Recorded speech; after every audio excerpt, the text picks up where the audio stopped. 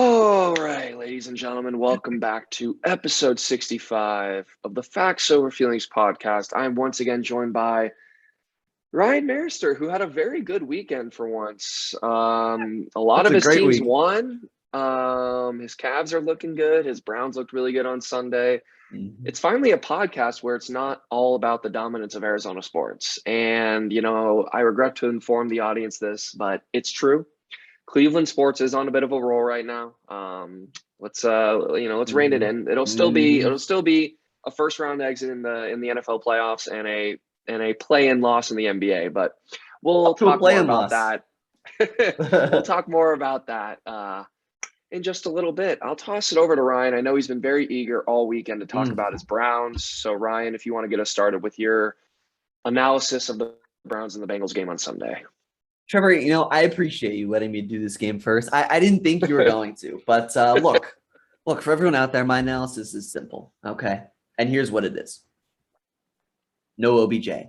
That's all that I need to say. Okay, but in all seriousness, being serious, no Odell Beckham Jr., Trevor, I mean, really, for whatever reason, does wonders for this team. And I know last week, Trevor, when we were talking about OBJ and the Browns' struggles and whether or not he was going to stay, I pointed out that, OBJ has been accused of in New York and Cleveland now of running the wrong routes, kind of freelancing, right? And I Mhm. mean, one can be skeptical about that or not, but when watching Baker Mayfield on Sunday, watching him last year when Odell tore his ACL, one can only look at like they're two different quarterbacks. Like, am I wrong? Like the Baker Mayfield with Odell out there looks a little timid. He looks a little afraid to throw, especially down the field. On Sunday, Trevor, last year when we made our playoff push and our when we won our playoff game, Baker was not afraid to make any throws. And I think that just having Noel Dell out there does wonders for his confidence. And here's the thing. Kevin Stefanski, Trevor, if you remember, he was in Minnesota, right? Stephon Mhm. Diggs was in Minnesota as well. Stephon Diggs ended up asking to get out of Minnesota. And part of this was due to Stefanski's scheme. Stefanski's scheme is spread the ball around. It's not going to be one or two mouths getting fed 8 to 10 to 12 times a game. It's going to be Mhm. 7 or 8 guys getting a lot of looks, a lot of catches, a lot of targets. And that's what happened on Sunday. The Browns had 8 receivers catch, I think, 3 passes each, I think, or at least get 3 targets. So the Browns had 8 different guys get involved in the passing game. So it was much more spreading the ball around. And that's not something, a guy like OBJ really wants. And, I think it just all around makes this offense better. And, it showed out on Sunday. Absolutely dominant performance. The defense showed out. The secondary was really good. Jamar Chase was held in check. Trevor, people will say he dropped a touchdown pass, and I'll respond by saying Greg Newsome had his hand in there. Like the defender was right on him. Like Mhm. Jamar is the guy you need to contain, and the Browns contained him in one-on-one coverage, which no one. Tony Romo pointed out, no one else can do this. He's like, you don't normally want a one-on-one Jamar Chase. Like you're gonna get burned, and he's like, it's somehow working for the Browns. So credit to our secondary. They stepped up big time on Sunday. And Nick Chubb, obviously spectacular. And then I want to move to Cincy for a second because Trevor and I haven't really talked about them too much on the podcast this year, but we've talked about them off the air. And Trevor and I are both in agreement, at least prior to this week, back when they were first in the AFC North, that this wasn't the Bengals year. They needed one Mhm. more year. And I know Trevor's going to probably address this, but I think we were proven exactly right these last 2 weeks, Trevor. Loss to the Jets, a blowout loss to the Browns at home. Like this team's good. It has some good pieces. I like the direction they're heading in, but they need one more season to get it together and get to the playoffs. I agree with you on that last point. My analysis of the game was this. This is how the Cleveland Browns won games last year. Mm-hmm. The running game was dominant. The defense last year wasn't great, but the defense at least forced turnovers. And Yep. Baker was able to sprinkle the ball around. Yep. And for me, I don't want to Whoa. overreact either way. I thought this was a very strong performance by the Cleveland Browns. I thought this was by far their best defensive performance of the season, holding Cincinnati to 16 points, a pick six. I believe AJ Green also recovered a fumble. Yep. Joe Burrow threw 2 picks, so 3 total turnovers for that Browns defense and a touchdown. For me, the defense is the story of this game, and the defense has been the story for the Browns the last 3 weeks. this defense has held its last three opponents to under 20 points. The Browns, I believe, are 1-2 in those football games. So Yep. I think with the emergence of this defense and the now gone OBJ, I think Cleveland has the formula now to win football games. If your defense can force a turnover, if Nick Chubb can start dominating the run game, take all the pressure off of Baker Mayfield, who played well on Sunday, but he only completed 14 passes. I mean, he wasn't all worldly. The game, he didn't need to be. And that's exactly how the Browns are going to win games. They're going to dominate the ball on the ground. Their defense is going to force some turnovers. Baker Mayfield's going to make a couple big throws, and that's what he did. He hit DPJ, I believe, twice deep. He hit him for a 70-yard touchdown. And then I will say that one ball to DPJ where he just dropped it inside the 5-yard line in double coverage, I thought was probably the best throw of the season for Baker Mayfield. I thought that was a beautiful ball. Yep. This was a great win for the Browns, and I think they have the game script. I think the game script is get Nick Chubb going, who, he might not even play this weekend because of COVID, but long-term, get Nick Chubb going. And like Ryan said, OBJ is a guy, he needs to be fed, right? He's a guy that requires 8 to 10 targets a game. And that's just not how Baker Mayfield and Kevin Stefanski thrive as a duo. Baker Mayfield likes sprinkling the ball around. I don't think anybody had more than 5 targets on Sunday. I believe the most was 5 targets. So that just shows you that Baker Mayfield was throwing it around to everybody on every different play. And Ryan did say, look, Ryan used Stephon Diggs as an example. The mouth feeding can work. We saw what Stephon Diggs did for Josh Allen in Buffalo last season. He's been strong this season, but particularly when he was all pro last year.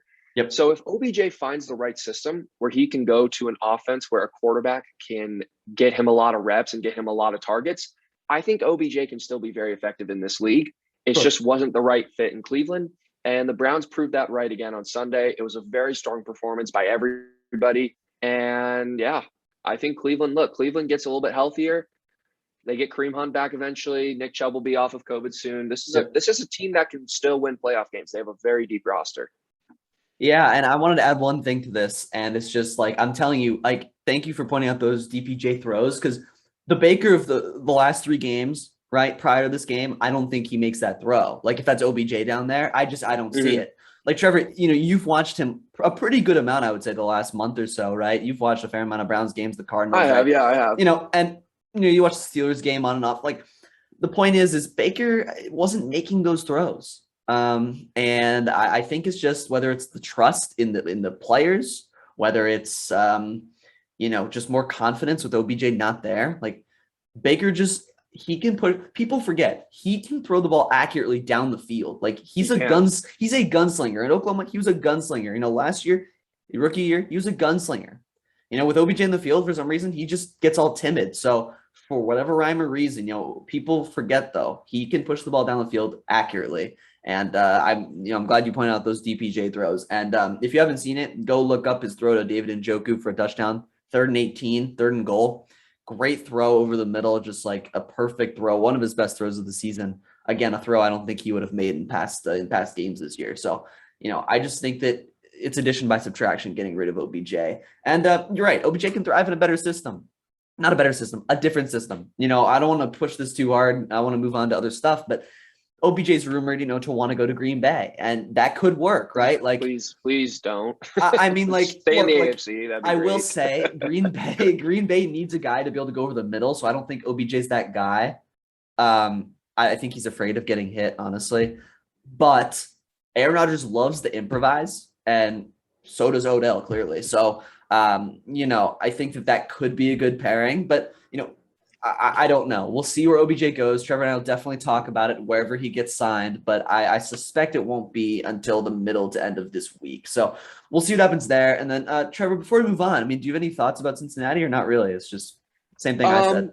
Look, you kind of said it, and I said it. I was never a full-on believer in Cincinnati. Other podcasts will have that on record. I was skeptical. Yeah. Like I said, they remind me of my Cardinals of last year. Now, I was more blinded by my Cardinals because I'm biased.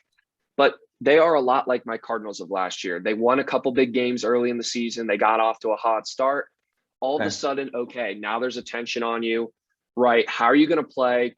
It's easy to play football games when you're the underdog and nobody expects anything. There's no pressure. And I think the key word here is pressure. Cincinnati at 5-2, they went into Baltimore, killed Baltimore. Now there's pressure. Now there's expectation that this team can make the playoffs. This team can win a game in the playoffs. I believe they were the number 1 seed in the AFC after week 7. So for me, Cincinnati's a young team. They're a year away. I really like Joe Burrow. I know he's turned the ball over a lot this year, but they still need to patch up that O-line, and they need to patch up that defense a little bit. But I think Cincinnati is a year away, and we'll see. But for this season, I'm going to say this now. This will be the final thing I say on this game. Cincinnati will not make the playoffs this year. I just think their schedule's too difficult. And they have too many holes on this roster that are being exposed to where I think they'll make the playoffs this year. Yeah, I agree. AFC North's the best division in football. What can I say? But look, Trevor, we can move on. Argument. Look, we can move on to the division that Trevor clearly is deluded into thinking is the best division in football, and that is an interdivisional matchup between the San Francisco 49ers and the Arizona Cardinals.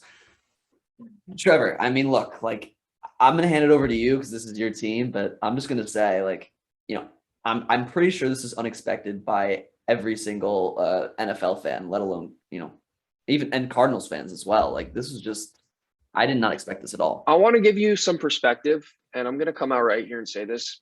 Cliff Kingsbury is the front runner for Coach of the Year. And Ryan might laugh at that statement. Wow. But let's think about this for a second. The Cardinals are 8-1. They are now 5-0 on the road, and they have won every road game by at least 12 points.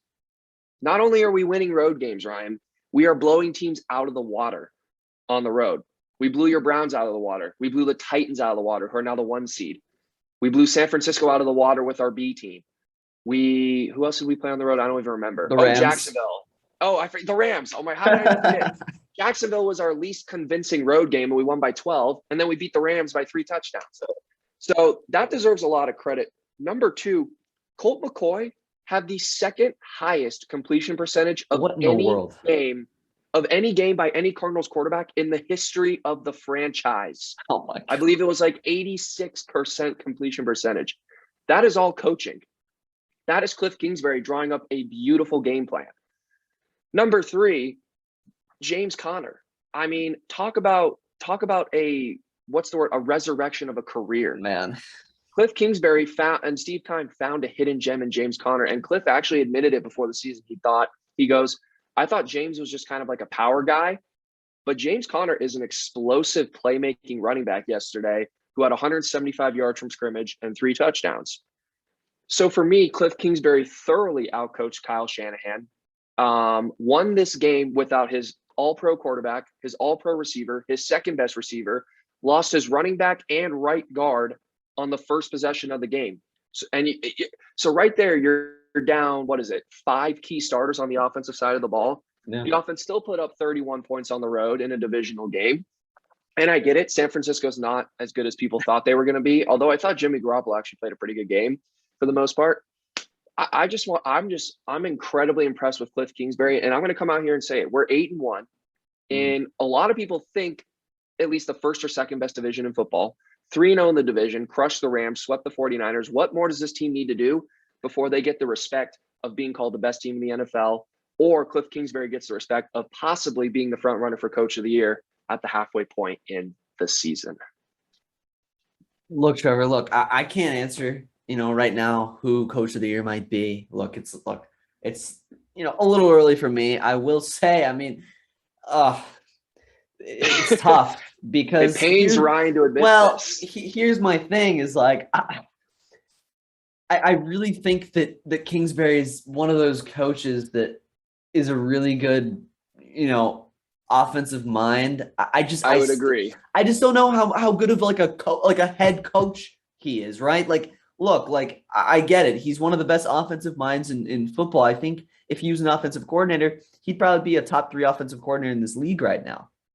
But like, I don't know how much of an impact he's having like as a head coach, you know what I mean? In terms of leadership. And because like the easy one that comes to mind, I'm not comparing him to this guy at all, but I'm just saying Josh McDaniels, right? Like the guy is for decades been one of the best offensive minds, for the Patriots, as their offensive coordinator, but he's a dumpster fire as a head coach in terms of leadership. So, I guess if the Cardinals do finish high enough, like Kingsbury deserves it. I mean, obviously he deserves some credit. It's like at some point you have to credit the head coach. So I don't want to put too much, I don't want to damper it too much. Like at some point, some credit needs to go to the head coach. So, I do agree. Like, if the Cardinals keep this up, and they finish as a top 2 seed in the NFC, like going into the playoffs, like I think Cliff has to be one of the top contenders for Coach of the Year. So that's fair. And we'll see what happens. But I cannot count him out just because I can't ignore how well his team's playing.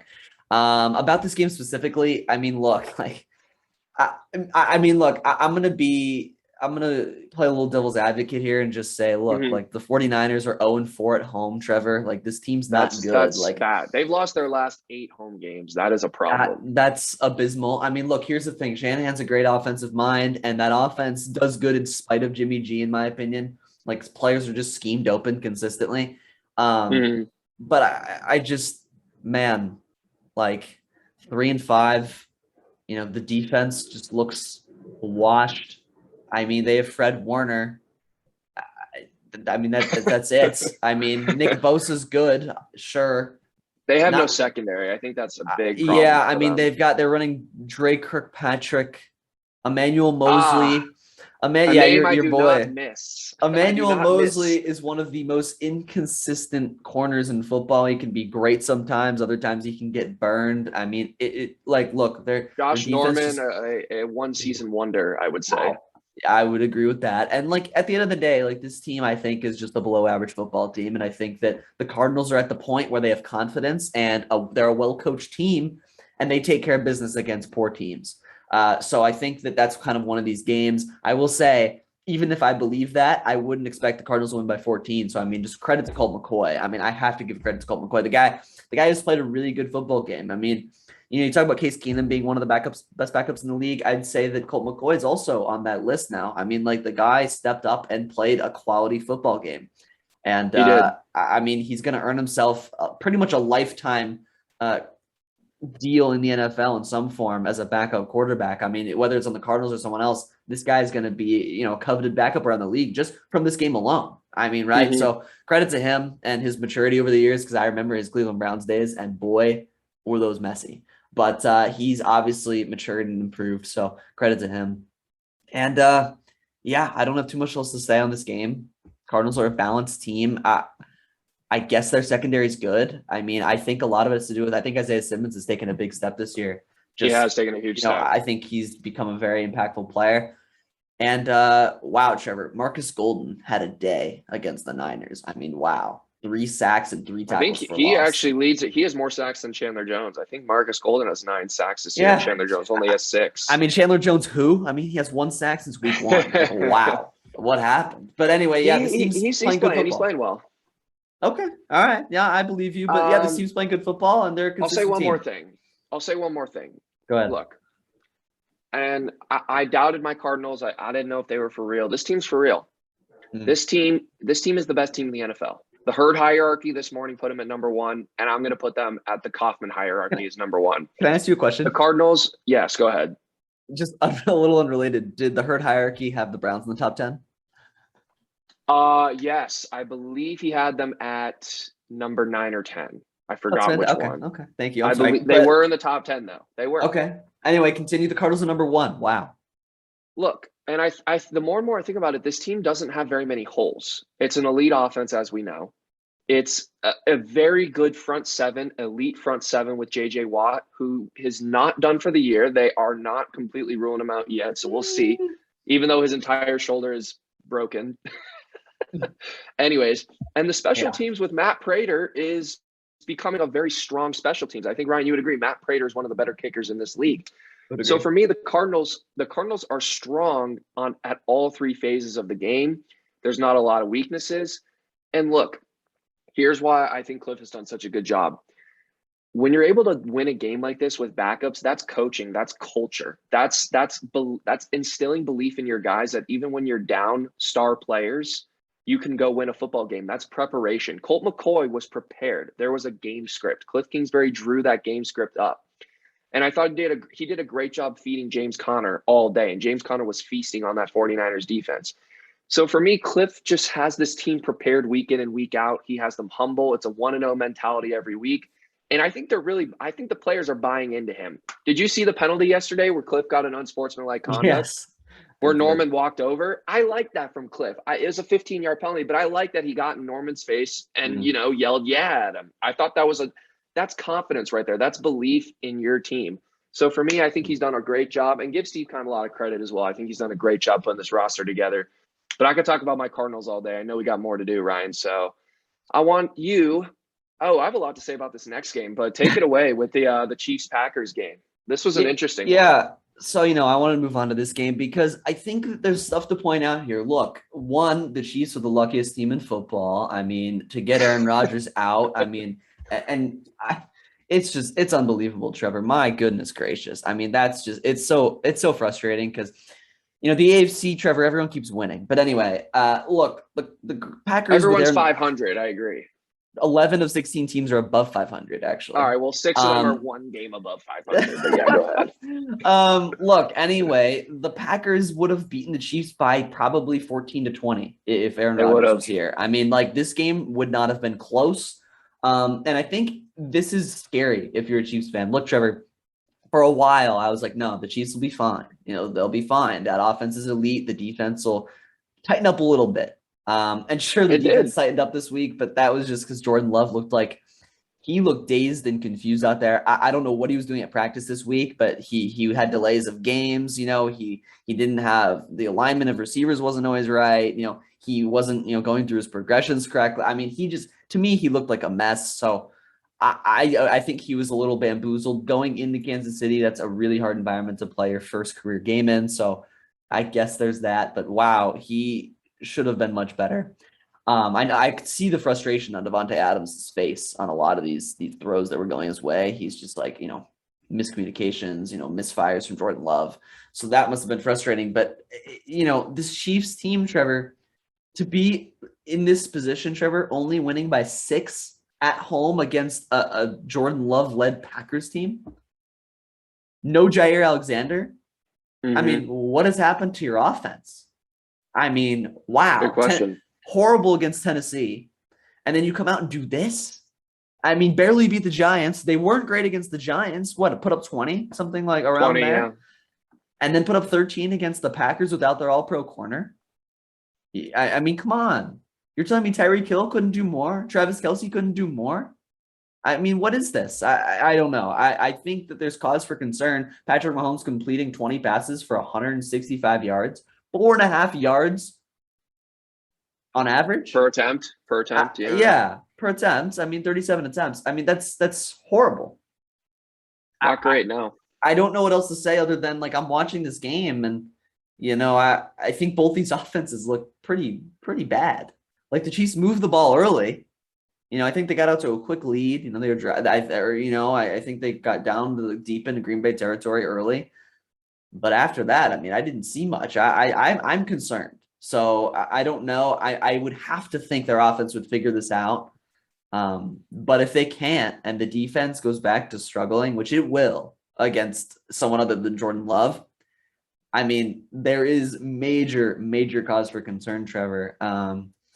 Can this team make the playoffs? I mean, I think they probably will at this point, but it's really up in the air. I mean, Trevor, you've pointed out there are an insane number of teams in the AFC in contention for the playoffs right now. So, I mean, they very well couldn't make it at 5-4. It's kind of up in the air, but this game was not kind of an indictment on Green Bay.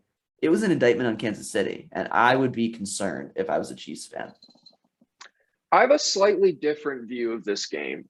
Number one, we could talk about the whole Aaron Rodgers controversy. I'll ignore that. It was a little frustrating for me personally. And I think for a Green Bay Packers fan, it's a little frustrating to hear what he has to say. And then your team goes out there and stinks it up.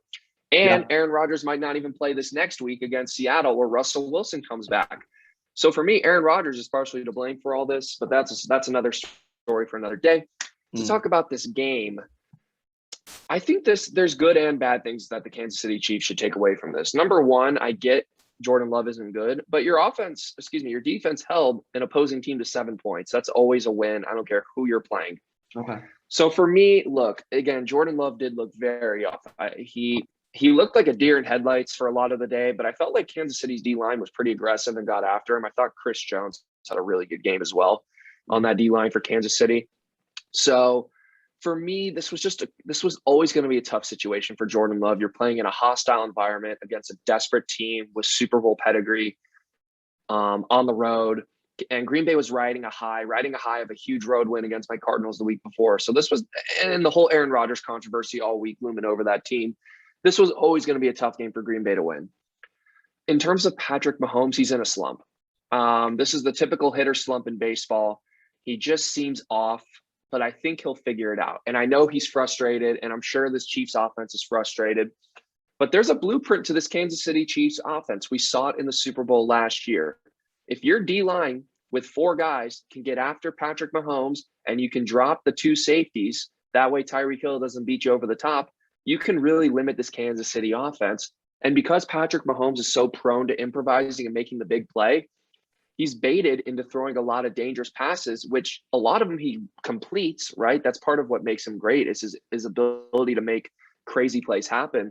Yep. But this year it's turned into a lot of interceptions. I think he has 12 or 11 picks through 9 games or something like that. Mm-hmm. Right. I think he might be leading the NFL in interceptions, or maybe he was at least last week. So This year they're in a slump. They're going to need to adjust as an offense, but I don't want Kansas City to try and put Patrick Mahomes in a box because he's too good. Don't completely limit what he can do. I would just say, hey, watch the turnovers and take what's given to you at times, but don't try and put him in a box. Don't try and control him, because what makes him great is his ability to improvise. Let him improvise, let him do that, but just with a little bit more control and maybe a little bit more, caution for protection over the football, although he didn't turn it over on Sunday. No. So for me, the Chiefs are in the thick of it. They're 5-4. The AFC is going to be a wild ride.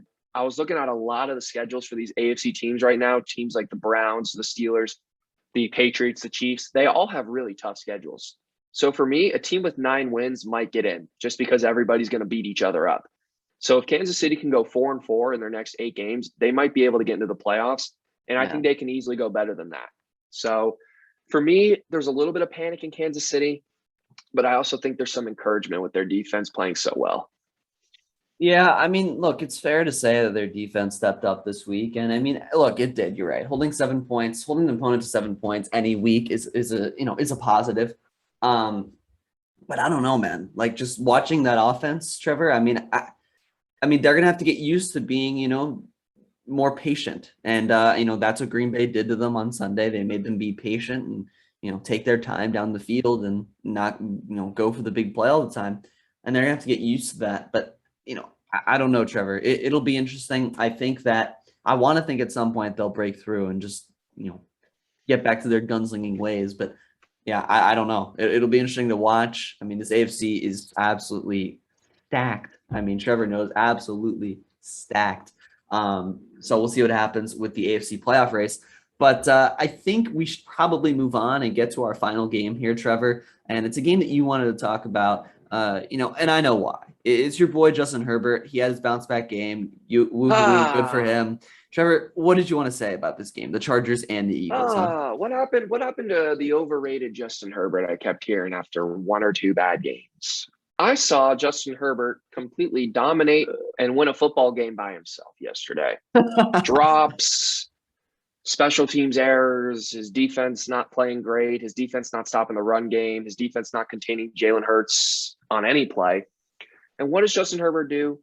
He got me 32 points in fantasy, but he throws for 2 touchdowns, runs for another touchdown. I believe he had over 300 passes. Yes, he had 356 passing yards, close to 400 total yards from scrimmage. And this is exactly why, when Ryan and people were starting to doubt Justin Herbert, I said, wait a minute.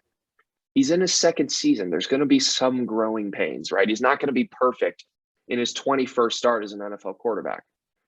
But yesterday he was about perfect. 80% completion percentage, 360 yards passing, 2 touchdowns, no turnovers, ran for another touchdown, put the Chargers on his back, which he has already been doing as a 2nd-year quarterback. That was the Justin Herbert that everyone knew he was, but they fell into the recency bias of seeing a couple poor games and were like, maybe he's not that good. And I said, wait a minute, He is that good. And he showed you again why yesterday he is a top 2 or 3 dynasty next 10-year quarterback in this league. And as Jimmy Johnson said, there's a redraft. With Patrick Mahomes on the board, he would have taken Herbert number 1. I don't necessarily agree with that, but Herbert would be top 2 or 3 in that draft. And he's special. And I'm gonna stop brown nosing him, Ryan. You can talk about this game now. Look, I don't know why we have to be extreme. I don't know why we can't just say, look, I don't know why we can't just say something like this. Here's the thing. Justin Herbert capitalizes when defenses make mistakes and when defenses when they're not that great. I mean, look, he played against the Ravens, Trevor. I'd say the Ravens secondary, it's probably pretty solid. I'd say Marlon Humphrey's an okay corner. They have, some injuries back there, but I'd say that defense is pretty well disciplined, and Herbert struggled a little bit, just to say the least. And then what? The week after, he goes up against another well-disciplined Patriots defense, struggles again. Plays against the Eagles, a notoriously bad defense and secondary, and he plays really well. Look, he's a good quarterback. I think that's what we can say. Justin Herbert is a good quarterback who can become great. He'll have his inconsistent games against quality, disciplined defenses, as most young quarterbacks will. He's no Patrick Mahomes. He's no Tom Brady. He's no Aaron Rodgers, but he is an up-and-coming, very good young quarterback who can become elite, next year or the year after. I think that's kind of, I think that's fair to say. I think that's a fair middle ground. But, talking about this game in general, I mean, look, like the Chargers, they're a decent team. I think that they can definitely win their division. I think they'll probably make the playoffs. I think that they're probably, they're about on the Browns level. They're good. They're a really good team with a lot of talent, but, are a little inconsistent. But they're inconsistent some weeks, that's the way it is, right? I mean, we've seen it so far this year. And and then the Eagles, look, Jalen Hurts isn't a great thrower of the football. Like, let's not pretend, but he needs more than Devontae Smith. I mean, Trevor, Devontae Smith had 116 yards and a touchdown, on Sunday. The other receivers, Trevor, only 3 other receivers caught the ball. There were only 3 other receivers who caught the ball. What in the world? Yeah. Wow. This is abysmal. I mean, someone else has to show up. Jalen Reagor, Quez Watkins, they need to show up. We need someone to step up because Hurts can't do it all himself. I mean, the guy had another 60 rushing yards. He's got Jordan Howard running for him, a guy who was good 4 years ago. This team is just in a tough spot. They don't have that much talent. We've talked about this. Devontae Smith's their only receiver. Jalen Hurts, again, isn't a great thrower. He needs some help. And that defense isn't very good. So, yeah, I don't have much to say on the Eagles other than they just need more talent. Pretty much all there is to it. The Chargers took care of business. It was a close game, but they got it done. So, yeah, I don't have too much else to say on this game other than they need more talent in Philadelphia. But, Trevor, look, I don't know if you have anything else to say. What do you want to say? Something else about Herbert before we move on?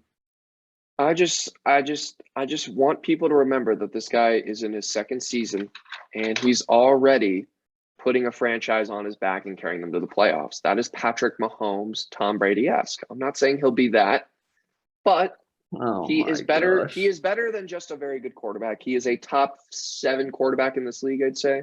Wow. And he showed you again on Sunday why he will be a top 3 to 5 quarterback for the next 10 years. But we can talk about the NBA now. I just wanted to throw that in there. Well, Trevor is fully endorsing Justin Herbert as a certified god. So, we can move on from that and talk about some NBA. So, Trevor, we can get started talking about a couple teams here. And I'll make this brief, but, I think it's time that we talk about my basketball team. Look, I've been waiting a long time for this, Trevor. I thought maybe we weren't legit after losing to the Lakers and the Suns. And, we've won 4 in a row this week, Trevor, and I think it's about time we talk about my Cleveland Cavaliers. I mean, we've won 4 in a row. We're the 5 seed in the East, and I think it's fair to say that we're finally on the up-and-coming trajectory. We're finally making that push to the next tier of teams outside of those lottery teams. And I think I'm really happy about it. And talking about this team, Trevor said we're getting a little bit of trouble. We do have Colin Sexton out with a torn meniscus. We do have Lauri Markkanen and Kevin Love out due to COVID. but they'll be coming back within the next 5 to 6 days. Isaac Okoro is coming back finally tomorrow night against the Wizards. So that's obviously a helpful addition to our rotation. So we're not in too big of trouble, I don't think. And we had the hardest part of our schedule out of the way of the whole season, Trevor. I mean, a brutal West Coast road trip against, the gauntlet of the West, the Suns, the Nuggets, the Lakers, the Clippers, the Trailblazers, a lot of really quality basketball teams. And we came out relatively unscathed. I mean, we're 7-4 and, had some good losses, some tough games against the Suns and the Lakers, but, we can't win them all. And Trevor, I just wanted to point out a few things about this team. The 3 7-footer lineup, Trevor, seems to be working. I mean, teams don't really know what to do, and the Cavs end up running just an easy zone and allow 2-3 zone, allow the bigs to rotate everything on the back end, and it ends up working. And our defense has been really, really solid because of it so far this year, Trevor. I mean, we're holding opponents to under 105 points a game, so that's up there with some of the best defense so far this season. So I've been really happy about that. Really, really happy with the step the team has made on the defensive side. And then I want to talk about Evan Mobley. Look, Evan Mobley, this guy is the rookie of the year favorite right now. He just has to be. I mean, the only other guy you could consider is Scotty Barnes, who has been really, really good, by the way. So the two of them, Jalen Green, I think both are in there. Wait, folks, Trevor just made probably the best joke of the night, saying Jalen Green should be in contention for rookie of the year. What is he shooting 31% from the field or something? I mean, wow, is this guy? Whoa. I mean, wow, has this guy been bad? I mean, for every one great game he has 3 horrible games.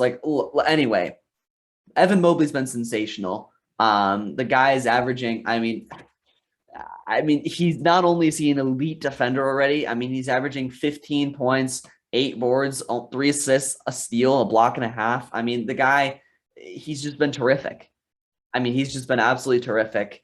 Already, players are afraid to drive on him. Already, players don't go ISO on him, even by the 3-point line. The guy can guard 1 through 5. I could go on and on for all night about this guy, but, I wanted to shout him out because what a great, Energizer Bunny he's been for this team. And Ricky Rubio, Trevor. I mean, I need to shout out him as well. Trevor knows he helped revitalize the Suns organization, and he's doing the same to the Cleveland Cavaliers. So I got to give him credit. He's been sensational for us. Had 37 against the Knicks the other night, but the players love him. A great, great veteran, a really good player for Darius Garland to help model his game after. And he's just a great veteran presence for us to have. Knows how to run an offense, knows how to lead a team. And I really love this team now, and I think that we're finally making strides in the right direction. So, yeah, I'm really proud of this team so far, and I think we could continue this, Trevor, and hopefully get in as a low-end playoff team this year. I really do. I really do.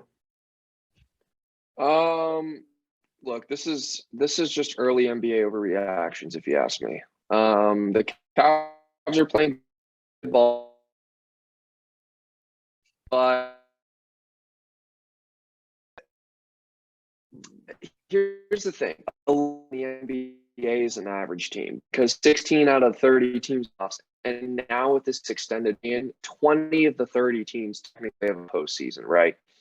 For me, by that standard, yes, the Cavaliers are a low, middle, but just slightly below average team who could make the playoffs. Losing Colin Sexton is a problem for them. Evan Mobley has played great, but let's not get crazy here. Scotty Barnes has been better by a mile. He is the rookie of the year right now. Voting ended today. That's all I have to say. I mean, Scotty Barnes is averaging 17 and 9, I think, on 52% shooting. So for me, Mobley's the same numbers. Been a little slightly, but for me, look, Mobley has been great. I'll admit, Mobley's been very good, and he had a poor summer league, and I was a little bit low on him, and I was a little bit low on drafting big men like that. But he has been very impressive. I will give you that. But for me, look, the NBA season is in the infancy stage, right? People are just starting to learn how to walk. I would say it's been 10 or 11 games out of an 82-game season. Call me around Christmas time when we have a 30-game sample size. Then I'll see if the Cavs are at least somewhat legit for making the playoffs. But look, they're playing well right now. It's the regular season. It's a Tuesday night in Cleveland. You're not going to play 100%. This team is catching teams by surprise. They just are. Okay. I mean, if I'm the Los Angeles Clippers, and, you know, I got a family, I got a kid at home, and wait, I got a Wednesday night game against the Cavaliers, I'm not going to be as focused as I would, you know, come around playoff time per se. So we'll see. I'm skeptical, but they're playing good ball right now. We'll see. They're gonna be a contender for the play-in. I'll give you that. All right, look, Trevor's a doubter. We'll see in a couple weeks if we're still playing well. I'll bring us up again, but until that time, we can move on from the Cavs, Trevor. We can talk about a team that you wanted to mention. I think was it Washington, Trevor? I did. I wanted to talk about the Wizards because they've also been a big surprise this season. And look, I'm not gonna be. I might be a little biased because I like giving Ryan a hard time about his team. So I'm gonna stick to my same tune with the Wizards. This is not a great roster. But they've been playing well, and I look at their team stats. I see a lot of balance on this team. I see Kyle Kuzma playing well. I see Montrezl Harrell playing really well, averaging 18 and 9. Bradley Beal's going to be Bradley Beal. Spencer Dinwiddie was a nice pickup for them. And for me, it looks like all the players that they got from the Lakers all seem to be playing better or have a more important role and are producing more as a Wizard. Kyle Kuzma has been really good. You know, Kentavious Caldwell-Pope's only averaging 9 points a game, but he still has a nice role on this team. Montrezl Harrell, who was a bench warmer for the Lakers, is averaging, as I said, 18 and 9. So for me, the Wizards are a pleasant start to the season. They also got some draft picks from the Lakers. So clearly, you know, 10 games into the Russell Westbrook and Laker experiment versus what the Washington Wizards got. The Washington Wizards have absolutely crushed that trade for Russell Westbrook. They got better without him. They got some draft picks. They got some nice young pieces. So I'll give them a lot of credit. They're playing great basketball right now. And they're gonna be in a similar spot to the Cavaliers. They might be slightly better. I don't even know if they're actually better. We'll see. Between the two teams, they have the best player. I think that's what gives them the edge, right? They have Bradley Beal, and no one on Cleveland is as good as Bradley Beal, obviously. But look, this is going to be a low-end playoff team, a low-end play-in team again, but they've been playing really good basketball right now, and I'm impressed. And I think they have a bright future ahead of them with all these draft picks from the Lakers. Yeah, I don't have much to say about this team other than, isn't it crazy, Trevor? Almost every team plays better when Russell Westbrook leaves. It's kind of marvelous if you ask me. I mean, it is weird.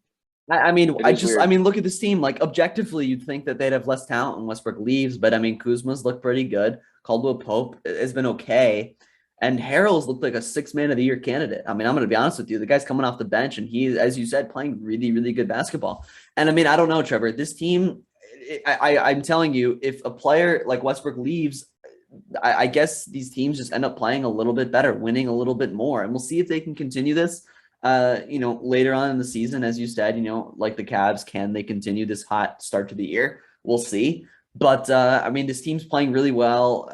They're number 1 in rebounds on the defensive side of the ball. I mean, they're gobbling up rebounds. They're number 2 in the league in blocks per game. I mean, so they're doing a couple of those things really well. I guess their big men are playing really well to start the year, and that kind of is a testament to Montrezl Harrell. But yeah, and I don't know, Trevor. I mean, this team has taken me by surprise so far.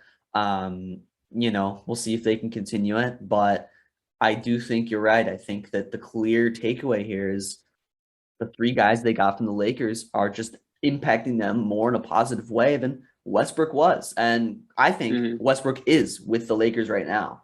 You know, so we'll see if this continues throughout the year, but you know, it'll definitely be something interesting to follow. Like, what team wins from this trade more, the Wizards or the Lakers? And I think right now it's pretty clear that it's the Wizards.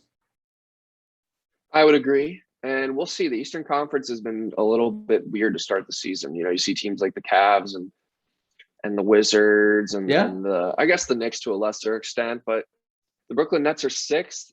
And then, you know, the 2 teams ahead of them right now are the Cavs and the Wizards. So I don't think a lot of people saw that coming. That is quite fair. Regardless, Ryan, I know you wanted to mention one more team. I did. Oh, okay. All right.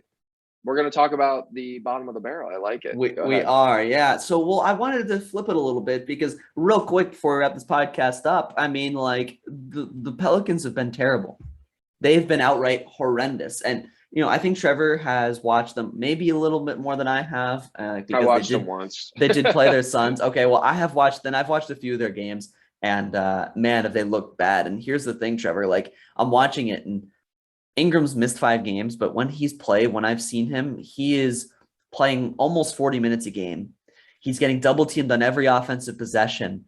And there's no one there to help him. Watching this team, Trevor, they're all standing still. No one's moving off the ball. It looks bad. There's no real there's no real consistent player other than maybe Jonas Valanciunas around him right now. They don't have very good shooting. No one else other than Ingram is shooting over 38% from three. They're struggling to shoot the ball. They're struggling on every facet of the game. And it's crazy, Trevor. 1-10. I mean, I think this team is more talent than to start out the season 1-10. I mean, right? Like even without Ingram, like they have Jonas Valanciunas, they have Nickeil Alexander-Walker, who's taken a step this year, and people expected to take a bigger step. Devontae Graham is a decent player, and they just haven't really stepped up this year. And Trevor, I do question: do you blow it up? Like Zion Williamson is injury prone at 21 years old. He can't seem to stay. He can't seem to keep his weight down. That's worrisome. Do you blow this up at some point? Because this is a kind of a disaster. The season's already lost. When you're starting 1-10, I don't have the numbers in front of me, but I'd be willing to bet if you're 1-10 in your first 11 games, almost no team, if any, has ever made the playoffs. Like that is a really, really abysmal start. So, this season might already be over for them, especially because Zion's out for another couple of weeks. So, do you blow it up? What do you do? Is Zion the answer? There's just a lot of question marks surrounding this team. And I wanted to point them out because I didn't expect them to start 1-10. So I don't know if you have any thoughts on this team, Trevor, before we wrap this up, but I was just really surprised that they started 1-10 because it's abysmal and it's a disappointment. Well, they haven't been healthy. I think that's the story of this team. Josh Hart's only played in 6 games. Brandon Ingram's only played in 6 games. Zion Williamson hasn't suited up for this team yet. So they're not healthy. I think that's the moral of the story. They're not healthy and they have no bench. I think they have with Zion Williamson, they have a solid starting 5, right? I mean, I would assume it'd be something like Nickeil Alexander-Walker, Devontae Graham, Ingram, Zion, and Valanciunas, and then you bring Josh Hart off the bench. So they have 6 solid players, I would say. Yeah. But outside of that, they have nothing. I mean, Garrett Temple. I like Trey Murphy as a rookie, but yeah, I mean, he won't be anything this year. Jackson Hayes has been a bust. He has not done anything for this team in 3 years. He's a bust. I don't even know who Herbert Jones is. I don't even know who Najee Marshall is. Kyra Lewis, I think, is another young player. He is. So I think this team, and I have a soft spot for him because Willie Green, former assistant for my Phoenix Suns last year, is now the head coach of this team. So I don't want to be too hard on him. They're not healthy. They have no chemistry, and they're a young team. I think that's a bad combination in the NBA.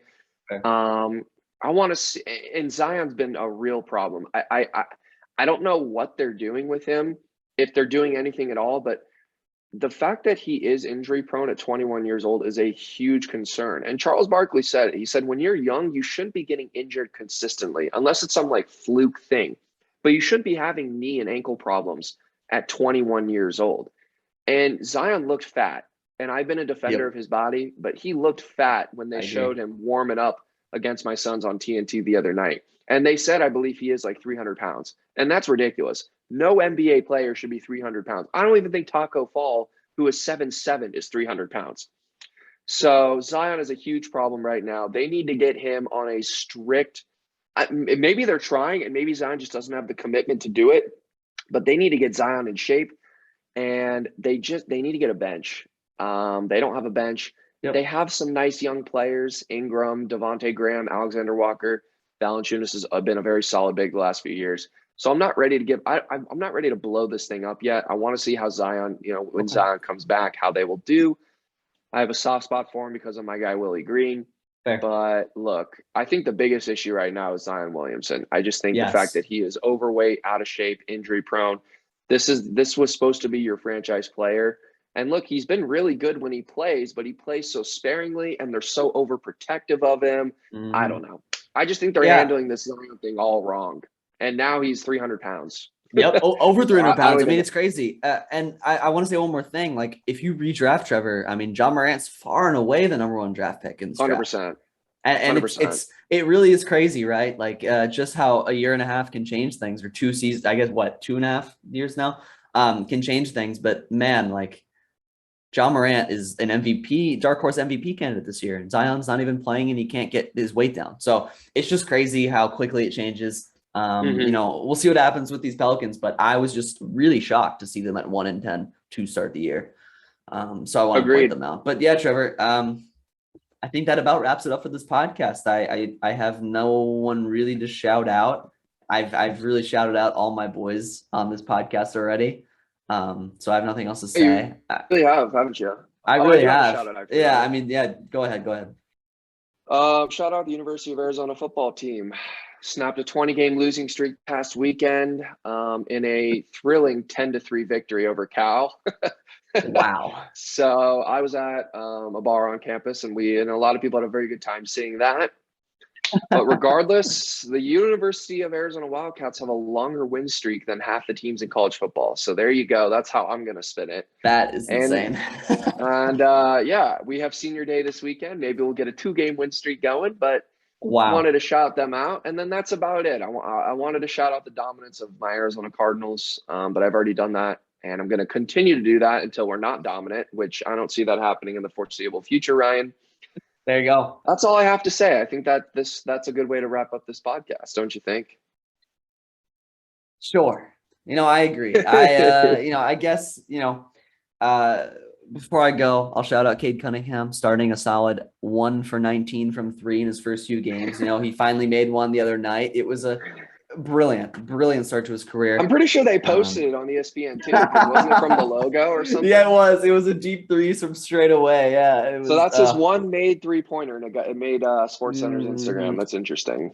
Oh yeah, they're ready to pump him up, and I do feel bad for him being stuck in the black hole that is Detroit. But we'll see how that goes. We'll see how that experiment goes. But Trevor, I think that's a wrap on this podcast.